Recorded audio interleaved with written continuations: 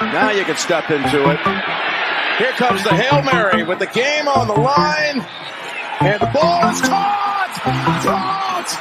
It's a miracle! It's Noah Brown! Winston going for it all for the end zone for Tillman. He's got it!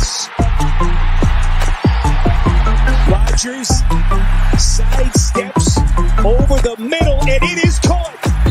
Adams makes the catch, but they can't stop the clock. Game's over. Final seconds come off, and it is over here in Foxborough. LeBron with the basketball. LeBron to AD, gonna try a three. Got it! Cortez delivers. Freeman hits the ball to right field.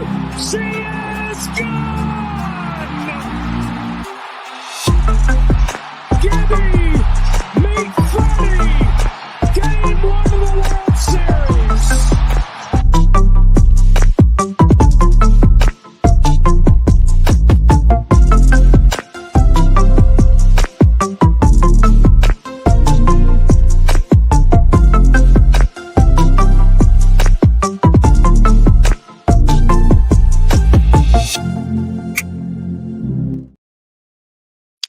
Welcome to Drew Code Sports Talk, everybody. What is going on? This is Cody Johnson here, coming at you with a brand new episode of Drew Code, where we talk about life, sports, and everything in between. Really thankful that you guys are joining me on this episode. Man, so to the intro video, just kind of summarizing how Week 8 went for the NFL and the world of sports with Game 1 of the World Series, of course. Lakers winning in dramatic fashion against the Kings, although, of course, that's a couple of days old now. And then, of course, Week 8 of the NFL season was no short of its own. Just a quick recap of Week 8. Of course, we had the Hail Mary from the Commanders to defeat the Bears. We had the Eagles absolutely dominating the Bengals.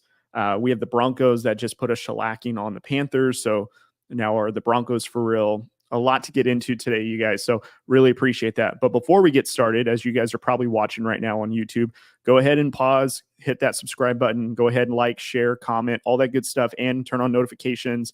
And when you're done with that, go ahead and follow us on our podcast platforms on Spotify, Apple, iHeart, all the other places that you can listen to us, because the same show is on there, but on audio version.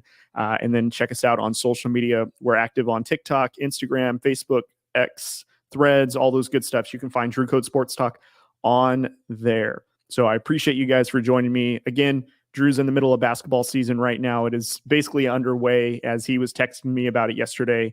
They're basically in their this whole week basically is getting practice revved up for the regular season and tryouts, of course, for the Sanger West basketball team. He will be dropping a Sanger West Stingers Up podcast episode really shortly, so I would be on the lookout for that for later this week. And he'll be diving into all the latest of the Sanger West Hornets sports and everything that's going on. So Stingers Up is the name of the podcast, so that way you guys can go and check it out. It's on this platform and, of course, on all the audio platforms, as I've mentioned already. All right, so now that we've gotten rid of those housekeeping notes, I do want to give one specific shout out before I get started in Michael Davis from Out of Pocket, and also the president of the Boom Broadcast Network. I want to give it a big shout out and thank you for inviting me onto your show and letting me hang out with Wayne and Jason and you. And I had a lot of fun on the NFL Week 8 picks, and then getting to talk a little bit about some Raiders and all that other good stuff. They have a really cool thing going on, guys. So I would go and check out Boom Broadcast Network. That's the name of the network. And the podcast specifically is Out of Pocket. Boom Broadcast has multiple shows on there, so I would go check them out. They have everything from wrestling, baseball, basketball, literally covering all sports. They're a great group of guys, a ton of fun. So I would go and check that out. And again, huge shout out to Michael. Thank you so much for inviting me onto the show last week. And we'll have to repay the favor. So stay tuned for that, you guys. That is a collab that will probably be happening hopefully in the near future. Not too much longer into the future, I'd suspect. So anyways, guys, so I'm just going to give a quick recap of Week 8 as we're already approaching Week 9. So there's really not much to recap here. Some things that we already know about is the Raiders continue to lose. They lost to their divisional foe in the Chiefs. No surprise. If I had to give a moral victory, it looked like the Raiders did put up a little bit more of a fight defensively. Still, our offense is a big handicap on us. Play calling specifically when we got into the red zone, just poor play calling in general. Had costly turnovers such as the Gardner Minshew fumble that took away a possession. I think I saw a stat that was when we were in the red zone for 20-ish plays, we only came away with 3 points. That's not going to cut it. And, might have been some real opportunity to actually beat the Chiefs and to hand them their first loss. And no better place to do it than in Las Vegas. But of course, that's not what happened. The Chiefs outlasted the Raiders, and the Raiders just didn't have enough to get it done. So we've improved our draft position now. I think we are holding the 5th spot pretty comfortably, which is, I guess, okay if we're considering the future. So, Raider Nation, it'll probably get worse before it gets better, as I mentioned last week. So be on the lookout for that. If we want a better draft position, that means we've got to lose. And I know maybe we want to lose, but not look terrible at losing. And I don't know about you guys, but losing just looks bad in general. So just be prepared for that. Other news around the NFL, of course, is the New York Jets losing to the Patriots in New England, which I was pretty happy about. I know that our conditional pick that we gave or that we received for Devontae Adams is contingent on the success of the New York Jets. But it was nice to see that the Jets continue to lose. It was their 5th loss in a row. And couldn't have happened to a better guy in Aaron Rodgers. If I had to summarize this, I think this is a really great example of why players just don't run teams, and you leave that to those that are paid the big bucks to do so, because you get teams like this Jets team that has let go of their head coach. Defense is poorly performing. The offense is stagnant at best. You have an aging quarterback who has all of his buddies surrounding him, and yet they still can't do anything. So if I had to just say this is the pettiness in me that is enjoying the downfall of the Jets, even though it's going to cost the Raiders a higher draft pick and not getting a 2nd round pick. We'll stick to the 3rd round pick. So be it. But I'm pretty happy to see the collapse of the New York Jets, if I had to be honest. So moving on, let's see. We do have, nothing special in Detroit, who is absolutely pouncing on the league. They put it on Tennessee 52-14, and a majority of that was special teams. If I'm looking at the stats correctly, Jared Goff had thrown the ball for only 15 times, and he threw 3 touchdowns and under 90 yards. So that's a ridiculous stat, just to say the least. Tua's first game back is a late field goal loss to the Cardinals, which, glad to see that Tua's back. I hope he's okay. Hope he's well. The Dolphins, though, are on life support, and I don't know if they are going to be able to get out from that. Cardinals, though, maybe a sleeper team in the NFC, but I just don't trust their defense, and I feel like that they're missing a lot of stuff. And then, of course, continuing here, we had a AFC North matchup here with the Ravens and the Browns, where the Browns, as everyone saw, Jameis Winston shocked the world by upsetting arguably the number 1 team in the AFC in the Ravens. And it just kind of goes to show a couple of weeks ago when Kevin Stefanski had that press conference regarding Deshaun Watson as being the best guy to give him a shot to win. And clearly not, because Jameis Winston in his first week, over 300 plus yards, late touchdown to get them over the top when they were driving down the field. And the Browns defense was able to hold the Ravens to where, they didn't get an opportunity to score another touchdown in return. And that was just first week with Jameis Winston. Do I think that that'll continue? Probably not, but I think a good test to see where the Browns were and how Jameis Winston was going to be was against the Ravens, who, defense isn't as elite as it used to be, but still a serviceable defense. And that offense is very productive with Lamar Jackson and Derrick Henry.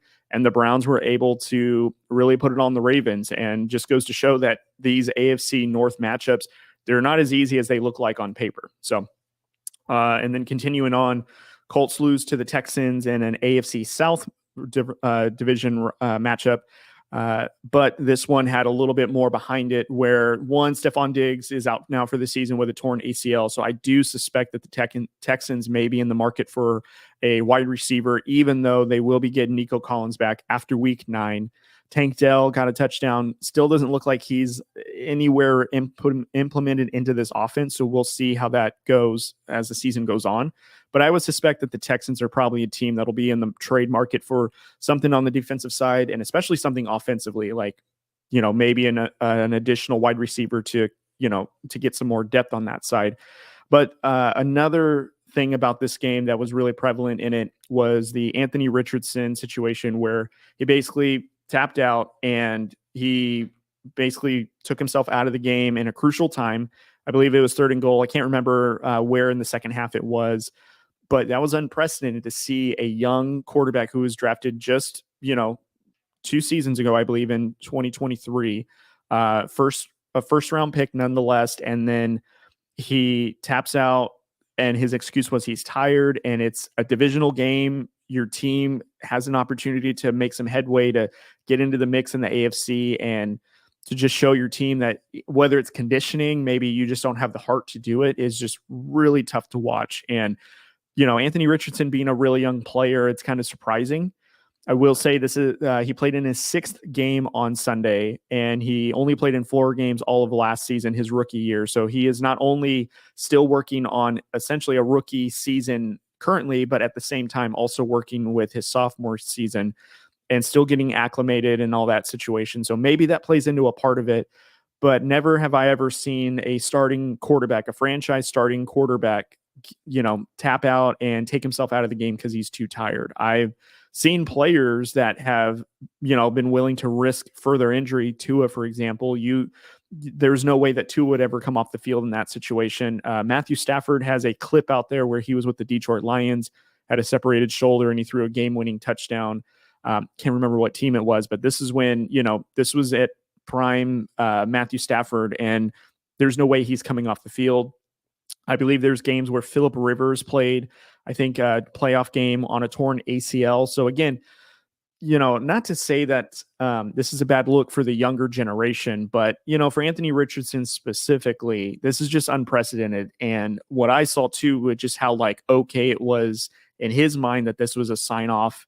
And, it's unfortunate, and I'm sure it's a learning moment because I'm sure he's getting, grilled and, just put on Front Street, so to speak, regarding that decision. The Colts did, however, bench Anthony Richardson, and they're going to start Joe Flacco on this upcoming game that they have. I believe it's a Sunday night game against the Vikings. So that's some news. I don't think it's for the entire season. I just think it's for some time to at least get the Colts to get, I don't know if it's going to get Anthony Richardson some conditioning done, or at least see how he can prepare and be better suited to play behind, a veteran. A lot of young quarterbacks are getting benched nowadays, so it is kind of odd to see. Obviously, as we know, the latest one was Bryce Young. However, he was back in the starting lineup this past week due to injury with Andy Dalton, and he looked a little bit better. I imagine that most of those yards were in garbage time because he threw for over 200 plus yards. But Anthony Richardson this season statistically is also having one of the worst quarterback years ever. We thought it was Deshaun Watson. Anthony Richardson is right there at the bottom with him. He's only completing 44% of his passes. That is abysmal. I'm used to seeing above 50%, but this is bad. And it's almost at the completion percentage of Tim Tebow when he was in the middle of Tebow mania, but at least he was winning games and he won a playoff game with that momentum. And this is just unprecedented. And I think for Colts fans, what's upsetting is your previous 2 quarterbacks, one being Andrew Luck, who retired early due to injury. And if he was available, he would be out there and playing, and probably to the detriment of his career because, he did retire early. And then Peyton Manning, the sheriff. There's no way that Peyton Manning would ever leave the field because he's exhausted or tired. He's going to play out there. And the only reason why he didn't finish his career with the Colts is because of a neck injury that doctors were told or notified the Colts and Peyton at one point that he may never play football again. And once he was cleared and recovered, it was still a challenge to see how he's going to be. And the Colts decided to make a change for their franchise, which got him in a position to draft Andrew Luck.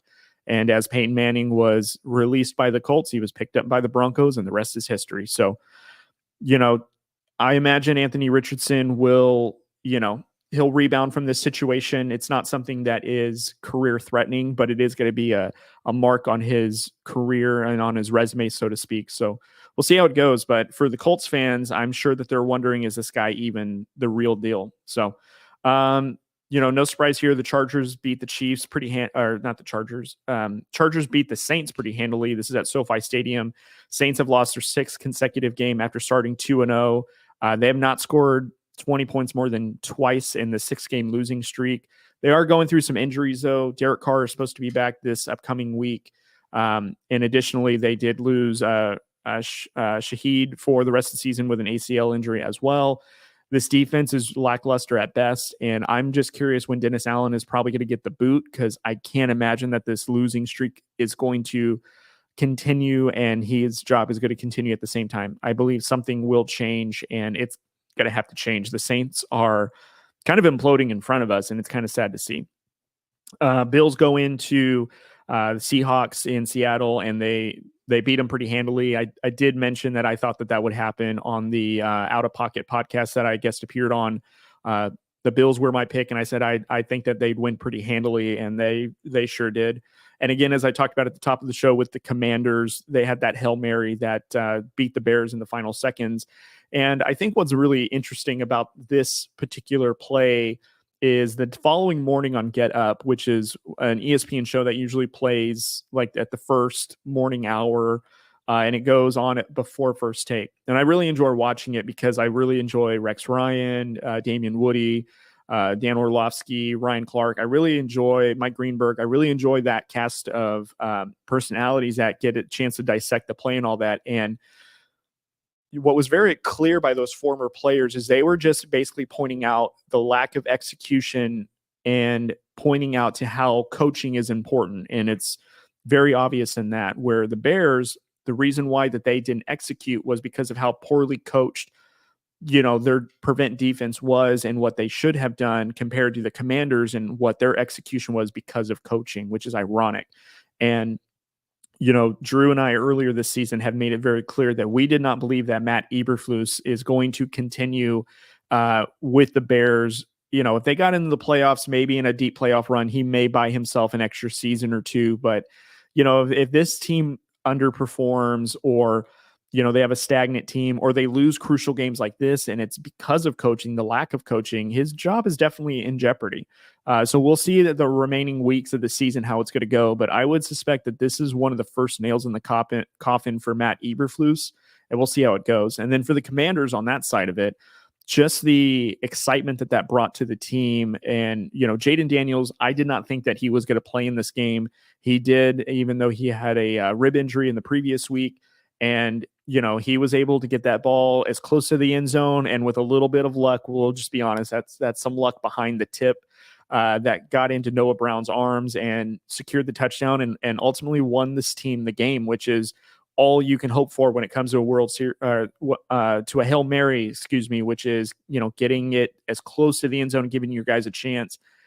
And that's what happened. And very surprisingly, so shout out to the Commanders for able to put on, pull off that play as difficult as it was. And, very, very interesting to see how that momentum carries on into the following weeks of the regular season.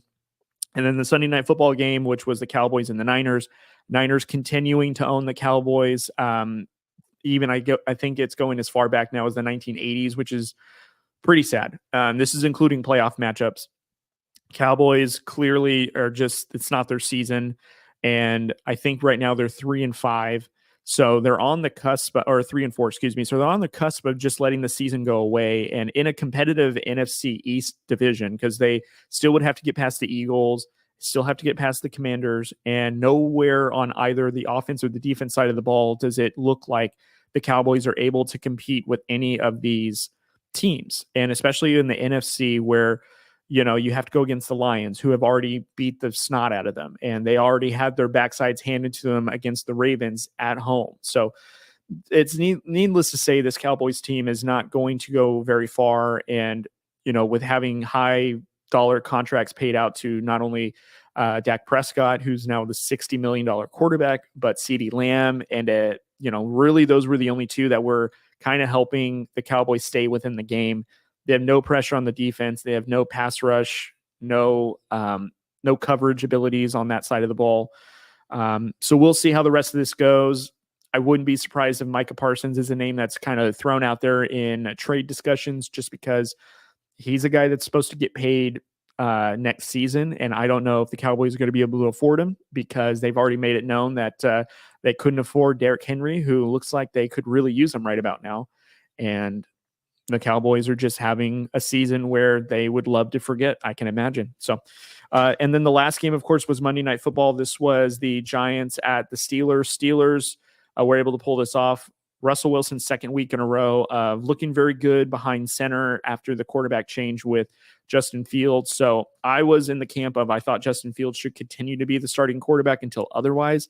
And I'm going to be honest, Russell Wilson looks to be the better passer between the two, just because of his touch, the accuracy. It looks like it's a little bit better. It looks like he has a little bit more rapport with George Pickens, even though George Pickens is an interesting character into himself. But nevertheless, though, the Steelers look like they're trying to remain as competitive as possible, and a very strong team in the AFC, and especially in their own division in the AFC North. So I'm very curious to see how this all plays out. So now transitioning from week 8 into week 9, I do want to give a couple of games that I really think have some pivotal implications in them that I do want to point out. I'm not going to go over every single game, but I'm going to go over a couple, I think about 8 of them that I think have got some real big meaning behind them. And so the first one I'm going to lead off with will be the Texans going to New York to play the Jets on Thursday Night Football. This actually might be a game where the Jets might be able to get back on track in terms of winning. They're right now 2-6. So you win this game. Let's say you go to 3-6, and maybe you can get a little bit of hope into the team and that arrogance back. Because right now, the arrogance that Aaron Rodgers still has, orbiting from him, considering that this team is 2-6 and they look like to be one of the worst teams in the NFL, is very funny to me. But nevertheless, though, Texans are going to New York on Thursday Night Football. Texans are 6-2. Again, really banged up right now on the offensive side. They aren't going to have Stephon Diggs, who again went out with an injury. They won't have Nico Collins quite yet. They will have Tank Dell and maybe a couple of other players. So this might be a game where the Texans are vulnerable, and the Jets seemingly having just about everyone healthy, but still a bad offensive line, undisciplined defense. So we'll see how all that goes. Thursday Night Football typically seems to favor the home teams. And if you have an aggressive defense, usually that the defense will suffer just because of that short rest. And I'll point out the example of last week's game with the Vikings and the Rams. The Rams got back Cooper Kupp and Puka Nacua from injury.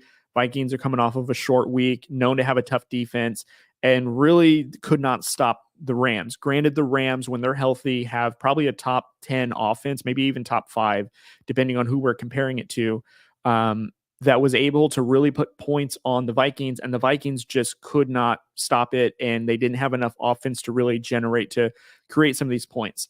I will say, though, there was some controversy with a no-call face mask that led to a safety, which ultimately sealed the deal for that game.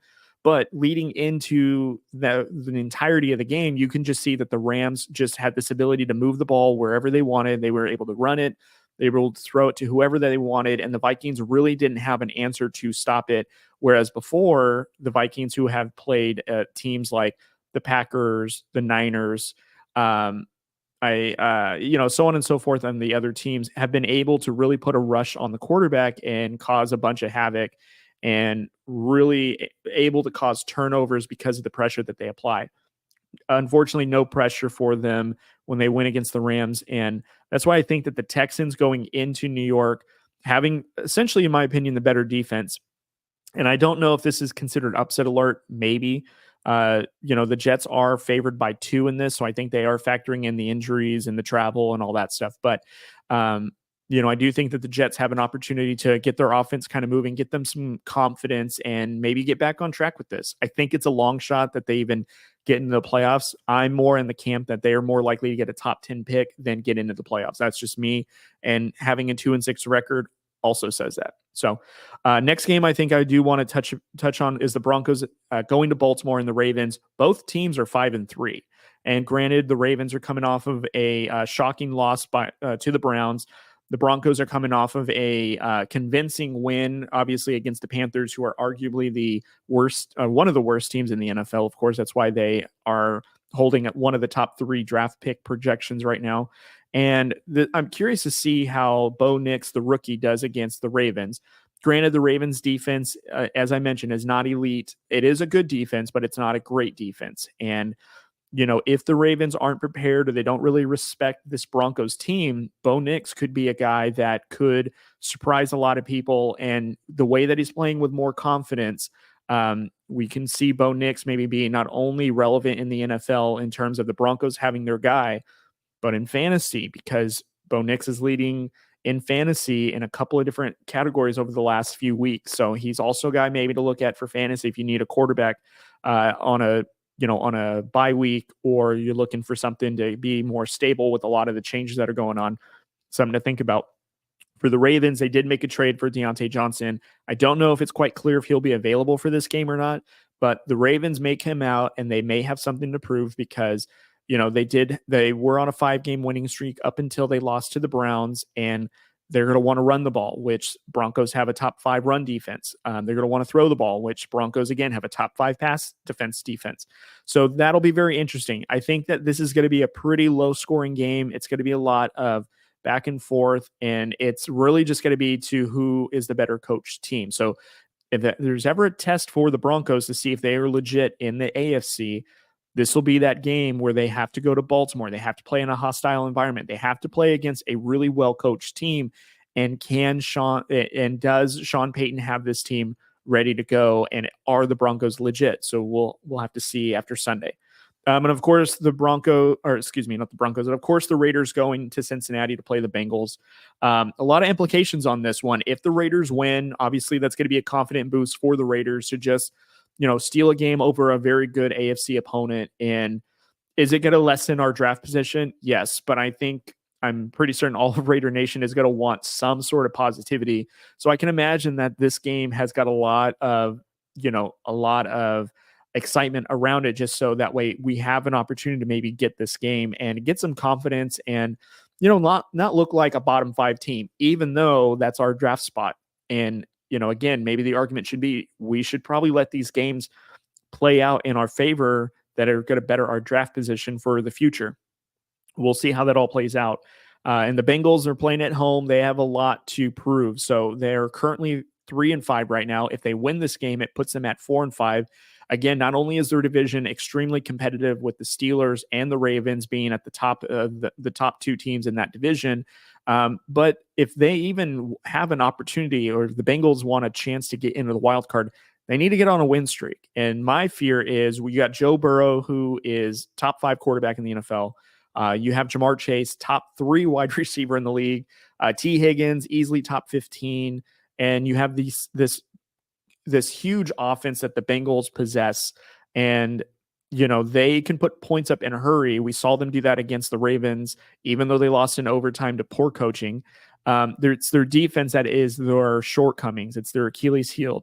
The Bengals defense is very poor, which may be a positive for the Raiders, especially with they have an offense that, struggles against good defenses. So for the Raiders to go against a bad defense, that may be a shootout.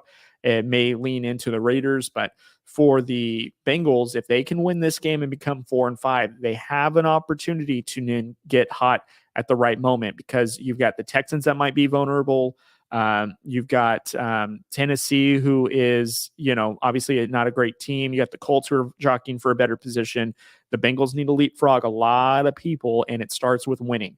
I really hope that the Raiders aren't a get back on track loss for the Raiders, and where the Bengals get this exorbitant amount of confidence going into their next weeks. But we'll see how it all plays out on Sunday. And then a divisional opponent for the Commanders are going to New York to play the Giants. Giants have a very good defense, not a great offense. Commanders, let's see if they can keep this momentum as they're 6-2.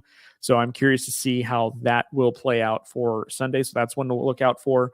Another one that I circled here is the Dolphins and the Bills. And the reason why is because, if there's a time for the Dolphins to get on track, and obviously with Tua being back as their starting quarterback from a concussion, the Dolphins offense looked a lot better. However, their defense really let them down, which I think is the upsetting part, because their Dolphins defense was the ones that keeping them in games and scoring defensive touchdowns, and when that offense couldn't. And so the Dolphins having Tua back, this does, put a layer on the Dolphins of being, an offensive team that will get you if you're not ready for it.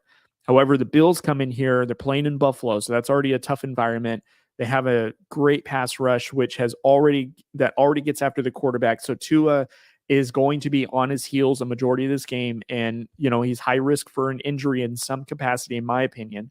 And then not only that, but they've got weapons now on the offensive side of the ball with James Cook, Amari Cooper, who didn't see much action this past Sunday, but you can tell that this team now, the way that they're playing, the way that there are schemes that are getting these guys opens with Coleman and Shakur, it's really opening up this offense to where the Bills now are this formidable team that not only do they get after you on the defensive side of the ball, but they can put points up in a hurry. So we'll see how the Dolphins do going into Buffalo to see how they can either come out with a victory against a divisional foe, or they're going to continue to fall and get worse as the Dolphins sit 2-5 as of right now. And ESPN does have Buffalo favored by 6 points in this game. So that'll be very interesting. Couple of other games that I will touch on for week 9 is the Bears and Cardinals. So this one is very interesting because can the Bears get back on a win track, considering they're in a really competitive NFC North division, which has the Packers, the Lions, obviously, as we've talked about, they're in there along with, who's that other? With the Vikings, the Packers, the Lions, and they're essentially last in this division, not because that they're not a good team, just win-loss wise. So we'll see if they can get back on a winning track to where maybe they can get close to, taking over the Vikings spot. And the Cardinals here, they're starting to gain a little bit of traction right now in the NFC West with, the 49ers coming out with a win, but they're still under 500. You have the Rams that are now about to, hopefully get on a run to where they can get above 500, get competitive. You have Seattle that's sitting at 500 right now. So everyone's roughly the same record, and they're all dealing with the same things. Defense is a problem. Offense comes in spurts. And just to see if they're able to put it all together and get on a run, we'll see in the NFC West which team is the stronger one. So a lot of implications in this game as well. Eagles are playing at home against the Jaguars, so we'll see if the Eagles can continue their hot streak right now as they're 5-2. Let's say if they can continue to stay on a roll, even though they are having a lot of distractions with Nick Sirianni.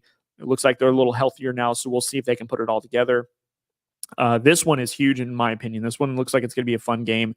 Lions are traveling to Green Bay against the Packers. Detroit is favored by 3.5 points, so I am very curious to see how this game goes. Packers have an underrated defense, which is starting to climb into the top 10 ranks, and they have put up points on the special team side of it. They're able to take away the ball, and it's really changing the possession when it's needed the most. I will say, though, of course, as what we know, Jordan Love is injured, and there's a question if he's going to play. From reports saying that it's a mild growing strain, so we'll see if that's going to either keep him out or whatnot. Malik Willis, though, does look like he's a serviceable quarterback that you can put in there in that backup role, and he'll be able to, maintain the team and maintain the play. It's just with the Detroit Lions, they not only play well at home, but they play well on the road, and they have a really good defense, a really stellar offense, like probably the best offense in the NFL right now, just with how many points they put up, how efficient they are in running the ball and in throwing the ball. Jared Goff is on an MVP campaign right now, and the Detroit Lions are probably the hottest team in the NFL outside of the Chiefs.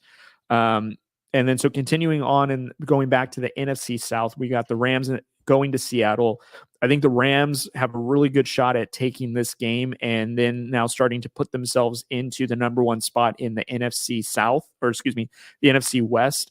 And if they can remain healthy, this defense is a team that may be able to bend but don't break. But that offense, though, like I said, is a top 10 offense when they're healthy. This could be a team that can put points up and is able to get into a run. And as the NFC is getting a little bit more, spreading out a little bit more with the win-loss records. We're now seeing teams that are legit. The Rams could be one of those teams that start stinking out some wins and getting on a win streak and start putting it together, and maybe could be a sleeper team in the NFC, especially if they keep it all together. They will have some tough matchups with the Niners, and of course, the Niners are going to probably have Christian McCaffrey back next week. They will not have Brandon Ayuk, who has an injury. Deebo Samuel is again coming up injured, so we'll see if he comes back healthy. Greg Kittle looked good against the Cowboys, so we'll see if they can stay healthy and be able to get onto a run, because right now this whole season they've been underachieving and at risk of missing the playoffs and the wild card altogether. So we'll see. Of course, as I mentioned, Colts are going to Minnesota to play on Sunday Night Football. That's very intriguing because I'm wondering if the Vikings, after 2 straight losses, can get back on a win streak and get on the positive side of it. Because if they drop another game, and let's say the Bears win their game, as I mentioned, against the Cardinals, then we could see the Bears then starting to tie them with the Vikings. And I'm curious to know if the Vikings will then make a trade right before the deadline after this game to either fortify the defense or fortify the offense, and how are they going to do that? And is Sam Darnold the guy that is going to be able to get them back on track, and how that's all going to play out? Kevin O'Connell for sure is putting on an absolute coaching clinic, and I'm curious to see if he can get the Vikings back on a win streak. And then, of course, to round out the games, we have Monday Night Football. We have the Buccaneers traveling to Kansas City. Kansas City playing on Monday Night Football 7-0. We'll see if D-Hop is now more incorporated with this offense and how they're running and all that good stuff. And then the Buccaneers, they put up a good fight on Sunday. I'm forgetting who they played. I think they played the Falcons. Putting up a good fight against the Falcons, was able to still put up points even though they have no Chris Godwin, no Mike Evans, still was able to remain productive and offensive and putting on a good offensive show. Baker Mayfield is doing his best right now to keep this team competitive.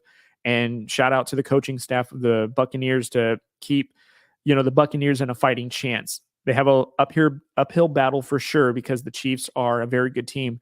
But the way the Chiefs have played, where Patrick Mahomes has gone 8 straight games of turning the ball over, this offense seems to be clicking. So we'll see if they can just continue to do that, or, are they going to struggle against the Buccaneers, who have really nothing to lose?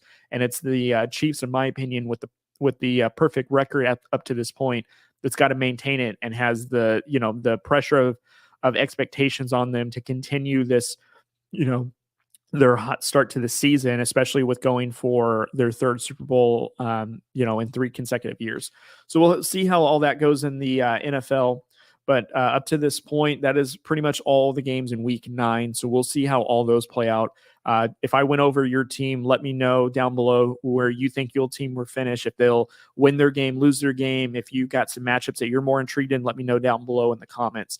I'd really appreciate that. So I'm going to take a quick break. And then I'm going to come back with some NBA. I'm going to round it out with some World Series talk. So stay tuned. Don't go nowhere. And please listen to the messages from our partners. And, stay tuned for all that. And the second half of the show is coming up shortly. Drew Code Sports Talk is supported by SeatGeek. SeatGeek is your go-to app for tickets, making it super easy to find the best deals. They even rate each ticket deal on a scale of 1 to 10, so you're getting your money's worth. And as a special thank you to our listeners, we've got a promo code just for you. Use Drew Code at checkout to get $20 off your first order. That's $20 off your first purchase, whether it's for the game that you've been dying to see or that concert that everybody is talking about. Head over to SeatGeek now, find your perfect seat, and use Drew Code for $20 off your first order. SeatGeek, get your tickets to the action today. Drew Code Sports Talk is powered by StreamYard. Want to take your podcast to the next level? Use StreamYard. It's the easiest way to record, stream, or produce high-quality episodes, whether you're solo or with guests. Plus, when you sign up today, you'll get a $10 credit to get started. Use the link in our bio. Don't miss out. StreamYard is your key to seamless podcasting.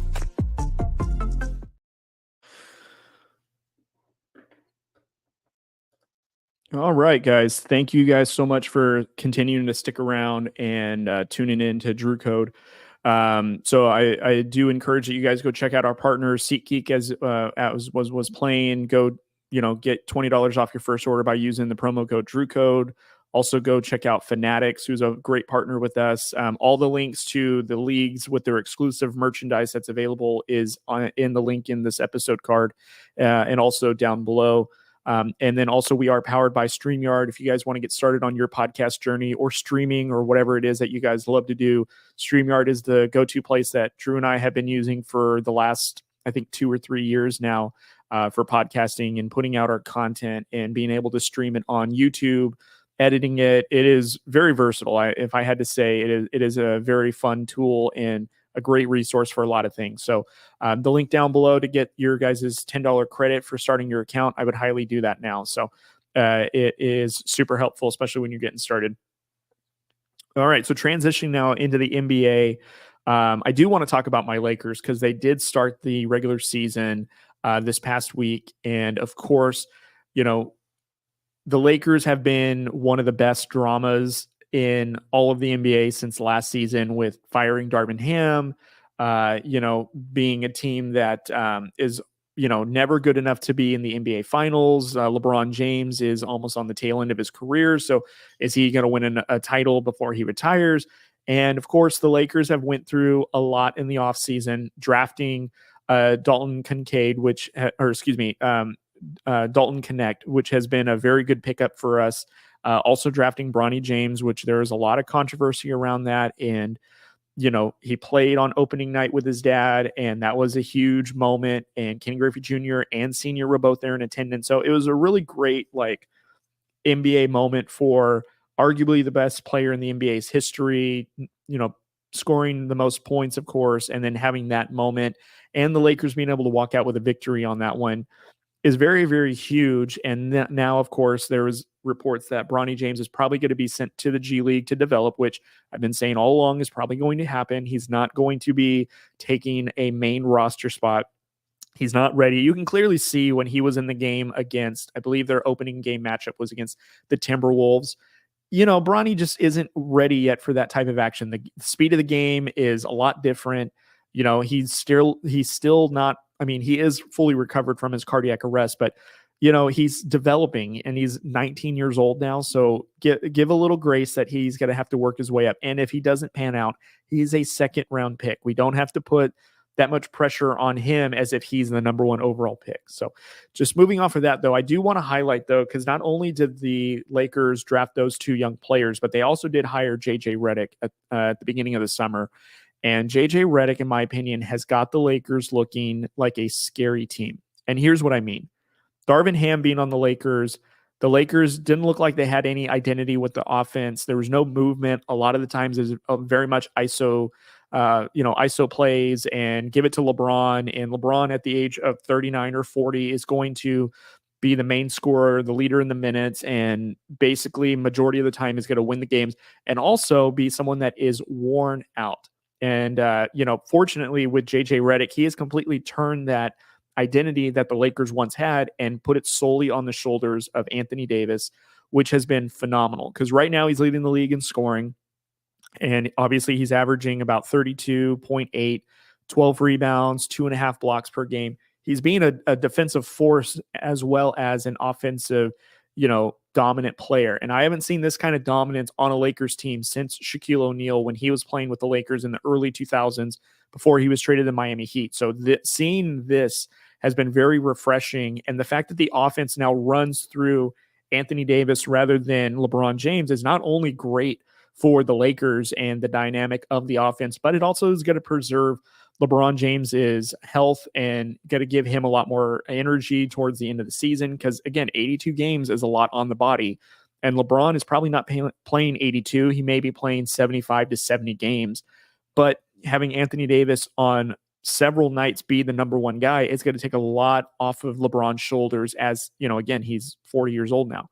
But other players, though, that are contributing far more now with JJ Redick is like Austin Reeves now is almost a 20-point per game scorer, shooting at a crazy 48% from 3-pointers right now, averaging 7 rebounds and 5.5 assists. Like, those are huge contributing numbers from a guy that not only is he maybe the number 3 option in scoring on any given night, maybe the number 2 guy behind Anthony Davis. And that's even more load off of LeBron James's shoulders, just because LeBron now doesn't have to be everything. You have, as I mentioned, Austin Reeves, who is that guy that can fill in and be, a supplement scorer for the Lakers when needed. And he's proven that in the first 4 games, hitting big shots, making plays, being a defender when he needs to be. Then you have Rui Hachimura, which has improved greatly on the offensive side by now averaging 17.5 points per game, shooting at 61.5% from 3-point range, getting 7 rebounds, 5 assists as well. He has been getting a ton of good quality minutes, and he's making the most of it. And again, Rui Hachimura is another player that has got this skill that the Lakers really need and are exploiting in a great way. So again, we're getting the most out of Anthony Davis. We're getting the most out of Austin Reeves, and now also Rui Hachimura, and not even including D'Angelo Russell, who's having, career averages per se, but still feels like, he's a good piece to this offense, but hasn't really exploded quite yet. And that's just because we have all these role players that are coming in for the Lakers, and JJ Redick is playing set plays with them. There's action, there's movement, no one's standing still. The only time there's really any standstill is when LeBron James is isolating and he's making a drive to the basket. And of course you want your team to clear out, but once that happens, getting offensive rebounds, moving the ball around again, not being still with it, actually creating that movement that the Lakers so desperately need. And now it's making the Lakers look like a legit team in the West. Now, it's early in the season. We're 4 games in. They have a game tonight against the Cavaliers in Cleveland. So we'll see if the Lakers can come out with a victory. Cleveland is a very good team offensively. They're very young, very lengthy. They run a lot. So we'll see if the Lakers are able to put, their name on this game. And this is a good test considering that they did play the Timberwolves. They have played the Suns twice, and they played the Kings. So those Western Conference matchups have been very crucial because those are teams that are young. The Suns specifically aren't that young, but they have a lot of great shooters, which is why they lost their first game to the Suns in Phoenix. That was, again, though, that game specifically, everyone pretty much hit their averages and exceeded that from what they did in the first game against one another. It was just LeBron James had an off night, maybe due to illness, or he only scored 10 points. And still only lost by 4. So to put that in perspective, the Lakers offense now no longer is contingent on LeBron James having a great night. We look like a team now that could compete with a lot of other teams offensively and not having to solely rely on LeBron James, which is fantastic. So that's not only, again, going to help with confidence in the team and the role players to know that they have an impact on the game in that manner. AD is putting on a clinic right now where he should be in conversations for MVP if he continues to play this way, and at the very least, Defensive Player of the Year.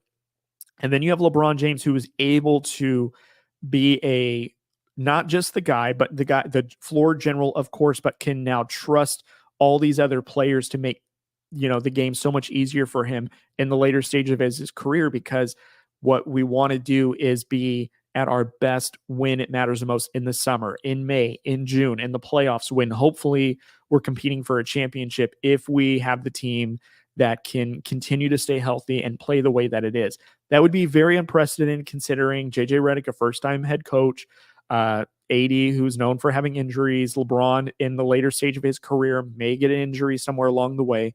So, a lot of excitement from me just based on what I've seen and the sample size from the Lakers with JJ Redick.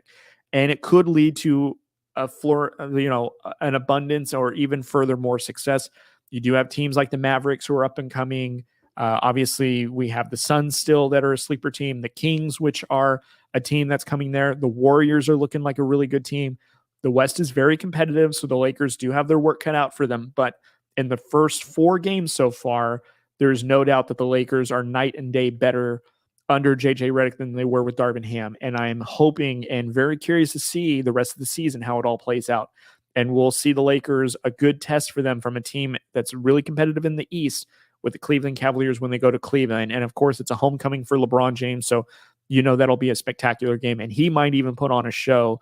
And all that I'm talking about with the role players having a pivotal, being pivotal in this game may defer to LeBron James, as this is like a homecoming for him. So we'll see how all that goes in the world of the NBA. But, as now the NBA season is kicking off, I'll be talking more NBA and, storylines and all that stuff. But I did want to get my Lakers in there because now there's some positive basketball stories to talk about.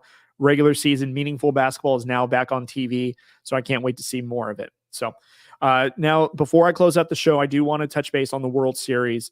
Drew did do a video for us after game 2. It is on our YouTube channel, so if you guys go watch that, you can see it.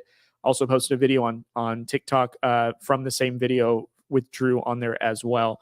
As everyone saw, so in game 4, the Yankees finally came out able to see the ball. They were hitting it well. They put up 11 runs over the Dodgers. I think we're only to do 4 runs. However, again, as Giants fans, not wanting to see the Dodgers win a World Series, have to be a little bit objective, though, to look and see that in this World Series, it is still clearly the Dodgers are the better team compared to the Yankees. The Yankees had a good game against the C team pitchers of the Dodgers. And, again, you just need a team to get a little bit of confidence, to get hot, and who knows what could happen. If the Yankees come out in game 5 and are able to, put up runs again, maybe they're swinging the bats with more confidence. They do have Garrett Cole that's on the bump. So we'll see if he's able to pitch well enough to where it negates the bats of the Dodgers. But, the Dodgers have Freddie Freeman, Mookie Betts, Shohei Ohtani, Will Smith, Max Muncy, continuing to Kiki Hernandez, Teoscar. They have all these great players 1 through 9 that Drew had even mentioned. And just to even think if one of them goes cold, you have another one. And like in game 5, we'll still be in New York, and Garrett Cole is going to be pitching. Jake Flaherty is going to be pitching as well for the Dodgers. So we'll see. And if I'm the Dodgers, I want to put the Yankees away immediately. I don't want to give them any confidence heading back to LA, even though it would be great to see, LA Dodgers win their championship in LA with their home fans. I'm sure that would be great, but you run the risk of heading back to LA from New York with the Yankees now having this confidence. And yes, they have to win on the road 2 games against you, but you don't want to get cold. You don't want to lose your confidence in the wrong when it matters the most. And I will say too, Yankees fans, you might want to taper down a little bit just because you have, Freddie Freeman that has been hot and has hit a home run in every World Series game, or at least in the last 6 World Series games. You have still Mookie Betts, who has been productive, who, by the way, you Yankee fans that tried yanking the ball out and tried saying it wasn't you, I'm surprised you guys are allowed back at Yankee Stadium, because any normal stadium or arena where you do that, you're not allowed back in the arena. So very interesting how that all took place. Wild, to say the least. But nevertheless, though, they still have Mookie Betts. Shohei Ohtani in this World Series hasn't hit great quite yet. And yes, he's still bothered by his shoulder separation, so he's still recovering from that. But if he's cold, he might, be able to connect in game 5, 6, or 7. Like, Shohei is almost due for a game because he has been a great hitter this entire season. And I can't imagine that he won't come alive when it matters the most, because he's been doing it all season, all postseason. And again, yes, has a shoulder injury. We'll see how that all works out with his swing and all that stuff. But for the most part, though, Shohei sounds like he's due for a big game.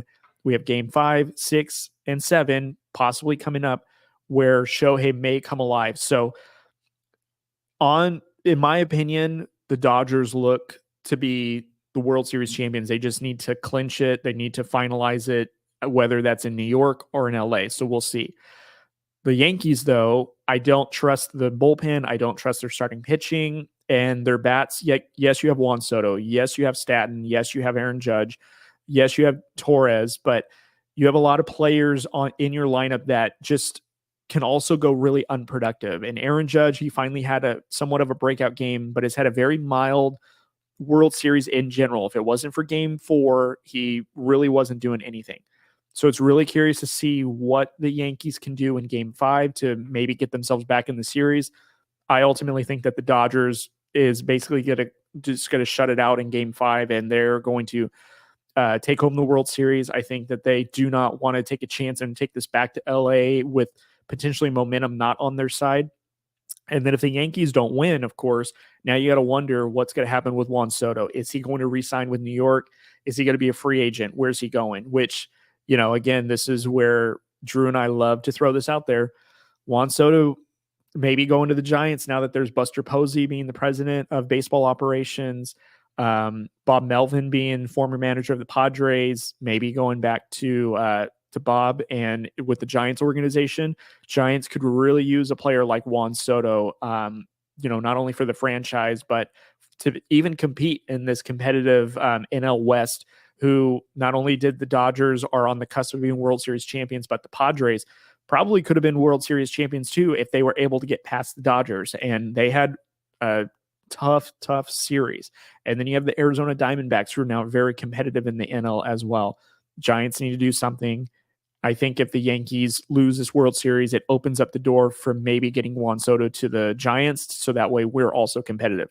Just an idea, just a thought, of course, because we are naive Giants fans, and we love to talk about Juan Soto and what could be if he joins the Giants. So not going to lie about that. So, all right, guys. So that's it for me. I really do appreciate you guys tuning in for this episode of Drew Code Sports Talk. Again, huge shout out to Michael Davis of Out of Pocket and of the Boom Broadcast Network for inviting me on last week. Very sorry that I was butchering the name earlier in the show. I hope I made that up with the last shout out at the end of the show. If you guys have stuck around, please go give them a follow on all their platforms. If you want to go watch the episode that I appeared on, it is in our YouTube channel as well as theirs, so you're able to go and find that. I highly encourage it. Also, subscribe to this YouTube channel, like, comment, turn on notifications. That way you get notified when we go live or post a video or an episode, so that way you guys get to see it and keep up with us. And also, to go subscribe on all the podcast platforms to listen to us. Same show goes on the audio side as well, so you can listen to us on Spotify, iHeart, Apple Podcasts, Google Cast, I think is what it's called, or any of those other audio podcast platforms. We're on there. Please go follow us on there. We really appreciate the support of that. And also, too, go check us out on social media. I love posting videos and interacting with you guys. So I really hope that you guys stay engaged with us as well there. And again, really appreciate you guys for sticking around to this journey. And again, Stingers Up will be coming out very shortly. Drew does have a new episode queued up, so be on the lookout for that. It's Stingers Up with Drew. You guys aren't going to want to miss it, and stay up to date, because now that Sanger West boys basketball is up and running, there'll probably be a lot of info coming out in the world of sports for Sanger West, so stay tuned for that. So anyways, guys, I appreciate you guys for tuning in. Be kind to one another. Thank you guys so much for listening, and I will catch you guys next week. I'll see you.